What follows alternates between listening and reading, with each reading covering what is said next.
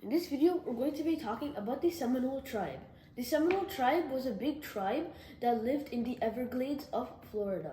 The Everglades is a huge swamp or marsh that contains lots of mosquitoes, and it's a wetland. Let's explore the Seminole tribe.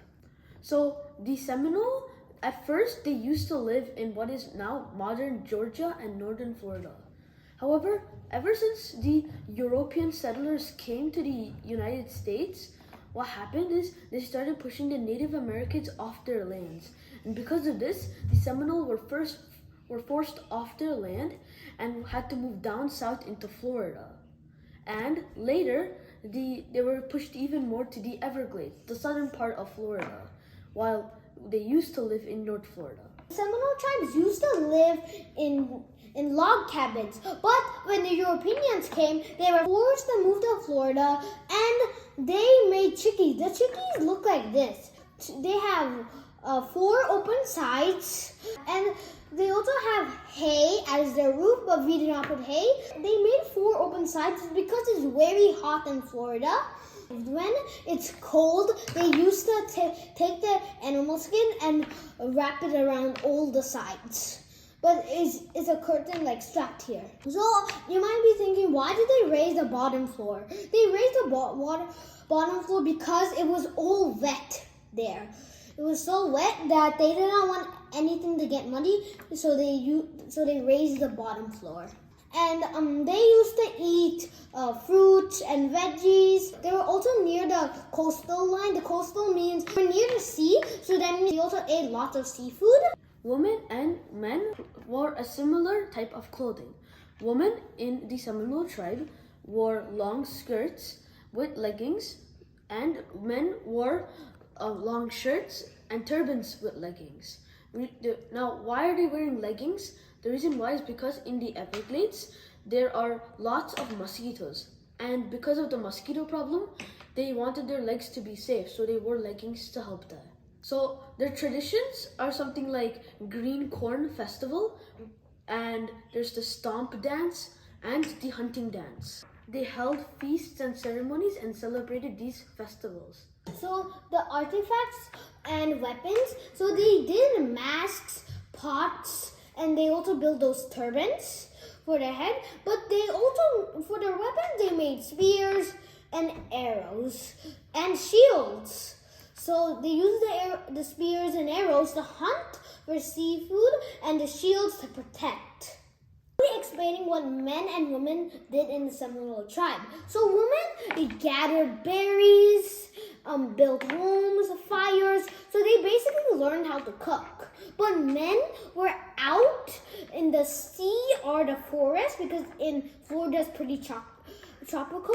They went there with their spears, bow and arrows, and shields to hunt. Now let's talk about the languages of the Seminole tribe. Because there were multiple tribes in Georgia and North Florida, all of them formed together to create the Seminole tribe. So it's one really big tribe. Now there were multiple languages, however 2 main language is Creek and Miccosukee. At first, the Seminole tribe was living peacefully until the westward expansion came, where people wanted to move west. And as long as they moved west, they also wanted to move into Florida. And this is where the Seminoles get caught and stuck. The U.S. government wants the Seminoles tribe to move into a new land called Indian Territory, or now known as Oklahoma. Some Seminoles did not want to move and resisted it, therefore claiming the Seminole Wars, where the Seminole tribe fought for their land in Florida. So you might be knowing, how did the Seminole fought? So the U.S. came to Florida, but because the Seminole knew a lot of places in Florida, they were able to ambush the U.S. And they also got guns because the Seminole stole the guns in the U.S. Armory. The U.S. Armory means that where they keep all of their ammunition. So they stole the guns, quickly went, and then prepared for war for the U.S. and Seminole.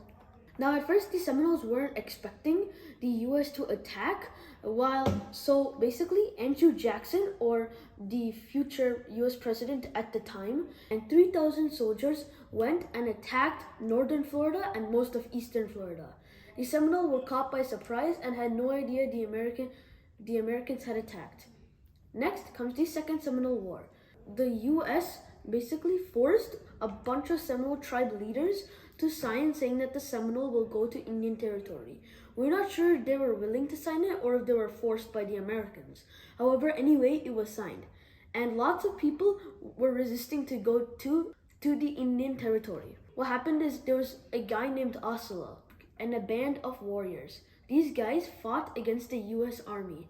And to their advantage, because they knew the Everglades and the swamps more better than the US soldiers, they were able to ambush them, just like Iran said.